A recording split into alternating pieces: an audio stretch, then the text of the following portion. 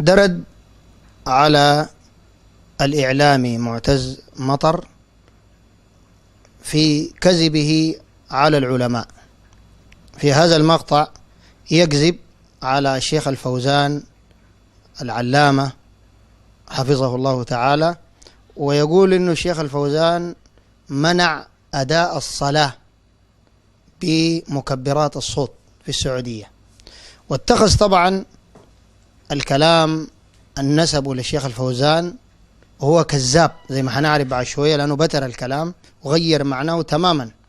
اتخذ هذا الكلام المبتور ذريعة لضرب السعودية وضرب علماء السعودية وحكام السعودية. أول حاجة يا جماعة، المقطع اللي جابه معتز مطر ده قطعه، وهو ده المقطع الآن أمامكم. وها هو قطار الانسلاخ من كل ما يمت لدولة التوحيد وأرض الحرمين بصلة يمضي في محطاته يتهادى حتى وصل للأذان. عضو هيئة كبار العلماء صالح الفوزان قال إن استخدام مكبرات الصوت في الصلاة أصبح مصيبة ويجلب الأذى للجيران. بالنسبة لأصوات الميكروفونات فهذه مصيبة يشكو منها كثير من الناس. القطيع ده من عرر الدعاء اللي بيقودهم صالح فوزان طبعا. ليه معتز كده بتقول كده؟ يا صديقي، لو لم يكونوا من عرر الدعاء ما أبقاهم طلمنشارو السفاح خارج السجن. المقطع اللي جابه معتز مطر ده قطعه، وهو ده المقطع الآن أمامكم. شوف قاطعه من وين؟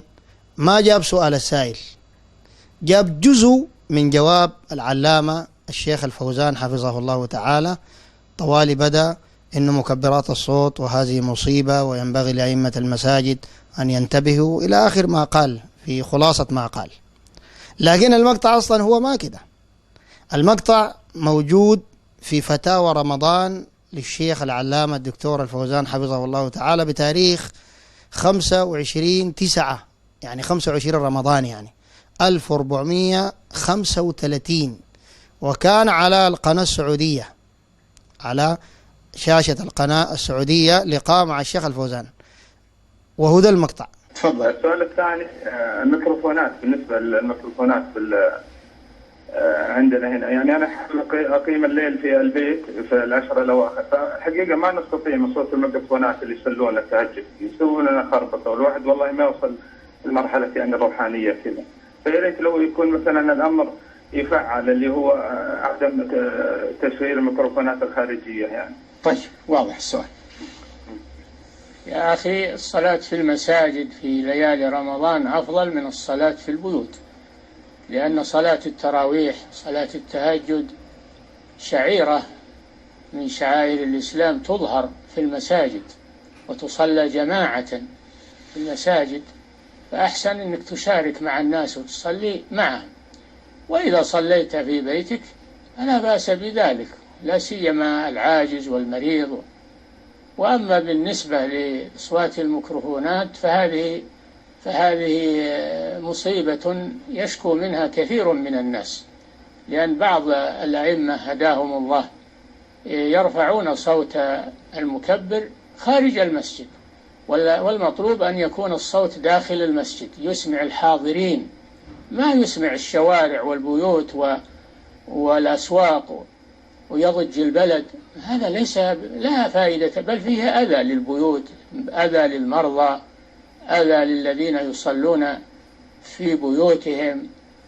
فيجب على وزارة الشؤون الإسلامية وفقها الله وشؤون المساجد بالذات أن يتعاهدوا هذه المساجد، وأن يأخذوا على أيدي هؤلاء الذين لا يرعون ولا يراعون أحوال الناس. تشاهد إنه سائل سأل الشيخ الفوزان، قال له يعني نحن في رمضان بنتهجد ونصلي قيام الليل في البيت، وفي المساجد جنبنا بيصلوا قيام الليل اللي هو في رمضان التهجد بالميكروفونات.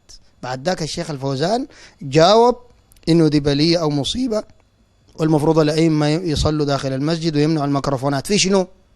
في التهجد في رمضان، مش في الصلاة كلها، صلوات الفرضية، زي ما عكس وكذب هذا الديك المصري المسمى بمعتز مطر. يكذب على الشيخ الفوزان، يقول منع مكبرات الصوت في الصلاة وقال دي بلية. عشان يشوه سمعة العلماء. والنبي عليه الصلاة والسلام قال العلماء ورثة الأنبياء، وربنا سبحانه وتعالى زكى أهل العلم أيما تزكية. يعني مهما حاول هذا الديك القطري أو المصري هذا لضرب العلماء ورثة الأنبياء ما هيقدر. ربنا سبحانه وتعالى قال شهد الله أنه لا إله إلا هو والملائكة وأولو العلم قائما بالقسط. وقال تعالى وفوق كل ذي علم عليم. وقال تعالى يرفع الله الذين آمنوا منكم والذين أوتوا العلم درجات. يا أخي ويكفي في شرف العلم والعلماء إنه الكلب المعلم اللي هو كلب الصيد، صيدته اللي اصطاد بخشمه تؤكل إذا كان أرسلوا صاحب كلب الصيد وسمى الله فيأكل. أما صيدة الكلب غير المعلم المتعلم الصيد يعني لا يؤكل. شوف شرف العلم كيف، حتى شرف العلم فضل بين الحيوانات، فكيف بين بني آدم وبني البشر الذين فضلهم الله عز وجل أصلا. ولقد فضلنا بني آدم وحملناهم في البر والبحر ورزقناهم من الطيبات. بعد ما ربنا فضل بني آدم على غيرهم، في بني آدم فضل المسلمين، وفي المسلمين المؤمنين فضل أهل العلم الذين هم ورثة الأنبياء جميعا عليهم الصلاة والسلام أجمعين. فالرجل ده أصلا هدفه يهدم الإسلام، لأنه هدم العلماء، علماء الحق تحديدا، هو هدم للإسلام. أزول من يشكك في العلماء معناه ده يشكك في الدين والإسلام والعلم والفقه والعقيدة التي يحملها العلماء. ثم الرجل ده أصلا هو ما قصده الشيخ الفوزان تحديدا، لأنه قبل كده كذب على المفتي برضو سماحة الشيخ عبد العزيز ابن عبد الله آل الشيخ حفظه الله تعالى، رئيس هو المفتي العام للمملكة العربية السعودية ورئيس هيئة كبار العلماء. برضو كذب عليه وقال الرجل ده بيبيح الموسيقى اللي هي كان بيحرموها قبيل في السعودية، وجاب المقطع ما فيه ولا كلمة واحدة أباح الموسيقى. إنما السائل سأل الشيخ آل الشيخ المفتي على القناة وقال له يا شيخ الآن في حفلة وحتغام في مكة وبقرب الحرم، والله أعلم بصدق السائل، المهم ده سؤال يعني زي ما قال. بعد ذاك الشيخ قام جاوب قال لي يا أخي إن شاء الله حكومة المملكة العربية السعودية حكومة رشيدة، وإن شاء الله يعني ستحل الأمور بالحكمة. كلمة تحل الأمور بالحكمة دي قام شال برا في الكتابة تحت، اللي هو معتز قطر، أقصد معتز مطر ده، شال من تحت وعمل محلها نقط عشان السائل ما يسمع، وعمل سرعة دبلجة تسريع لكلام الشيخ اللي هو المفتي عشان ما تنتبه انه قال حتحل. مش كانت الاغاني والموسيقى حرام في السعوديه؟ اقول له كانت حرام بس الحمد لله بقت حلال. فتقول لي وفي حرام يتحول لحلال؟ مش الصهاينه كانوا اعداء؟ بقت حلال بقى. الفلسطينيين اصلا طلعوا ان هم مش فلسطينيين، حضرتك عارف طبعا، ومش البتاع بقى يعني خلاص بقى الحفلات حلال وكل حاجه بقت حلال. وده تعليق من اروع لقطات 2017 و18. هو تعليق مفتي ديار المقدسه، مفتي المملكه العربيه السعوديه. الراجل اللقطه دي حقيقه صعب عليا فيها موت، لكن بعيدا عن الصعبانيه دي، الحته دي جامده قوي يا جماعه. حته على الصعبانيه، الراجل هيصعب عليك وكده. في متصل ساله فرد عليه، بس في الاخر اهو حلل الحكايه، بس اداؤه يدرس. الحفلات الغنائية، وبعد أيام ستقام حفلة غنائية بالقرب من الحرم المكي. ما حكم ذلك وتوجيهكم يا أيها التفكير؟ في المملكة في أمن واستقرار ولله الحمد وإخلاص وعافية، وتدعو حكومة الرشيدة والفقراء عباد الله. هذه الأمور ستفعل بالحكمة إن شاء الله، وأرجو أن يوفقوا لاتباع الحق إن شاء الله، وأن يقدم في الإعلام ما ينفع الأمة إن شاء الله، وأرجو أن تسمعوا خير إن شاء الله. فظيع، لا فظيع. شوف زول ده جرامه كيف. وزول ده هو طبعا الناس ما عارفين انه منو، اللي هو عامل شعره زي الديك ده اصلا من جماعة الاخوان المسلمين، الجماعة المنحرفة المتطرفة الارهابية التكفيرية التفجيرية. وجماعة الاخوان المسلمين كما هو معلوم عند العلماء هي جماعة حربائية المنهج. زمان ظهروا سيد قطب عامل له سكسوكة هنا ولابس له برنيطة، وبعد ذاك طلع الضلالات والأباطيل اتكشف عند العلماء وعند الناس. بعد ذاك طلعوا مشايخ بيدقون عاملين فيها من أهل السنة والجماعة، يهم ناس عايض الغرني وسلمان العودة اللي هو بيتباكى عليهم معتز قطر أو معتز مطر ده بيتباكى عليهم إلى اليوم إنه ليس جنوم يسجنوهم ويسجنوك أنت ذاتك. عرفت يا وسخ؟ لأنه أنت شتمت العلماء وقال دير رجرية وقال دير شنو. عن الشيخ الفوزان يقول الكلام ده، ما بعد يقول لي لا شتموا بشتموا. عرفت كلامي؟ ولا يمكن ده يصل إنسان يكون بيتكلم عن الدين وعامل شعره كده زي الممثلين بتاعنا الخواجات وجاي يتكلمنا عن الدين وهو لا يفهم. فالقصد ما الشيخ الفوزان تحديدا، القصد المنهج الذي يحمله الشيخ الفوزان والمفتي والعلماء اللي هو منهج أهل السنة والجماعة. وده الغايظ وده الحارق معتز مطر الإخواني ده، لأنه الإخوان المسلمين كل مرة يظهروا ذول في الصورة. ظهروا ناس العودة وبتاع ما نفعوا اتكشفوا، بعد شوية ظهروا لنا ناس زي ديل، واحد اسمه عبد الله رشدي بيجي لابس فانيلا هنا فوق اديني حقنة تقول في غرفة النوم وجاي يتكلم في الدين. وانتهى ذاك اتكشف للناس ظهروا برضو الديك ده عشان يشتم في المنهج السلفي ويشتم في المنهج الوسطي والمنهج المعتدل، ليأتي بالمنهج المتطرف اللي هو منهج جماعة الأخوان المسلمين الذي دعا إلى التكفير ودعا إلى التفجيرات وفعل التفجيرات في هذه الأمة وقتلوا أبناء هذه الأمة واغتصبوا بنات هذه الأمة، كله تحت مسمى الجهاد. مر بمسمى تنظيم القاعدة، مر بمسمى جبهة النصرة، مر بمسمى ما أعرف ليك الظواهري، مر بمسمى ناس جماعة بن لادن، وأخيرا بمسمى داعش، وأخيرا بمسمى معتز مطر ولا قطر ذا الموجود ده. دي لعبة مكشوفة أصلا، وده رجل سفيه ما يجوز أن يسمع له.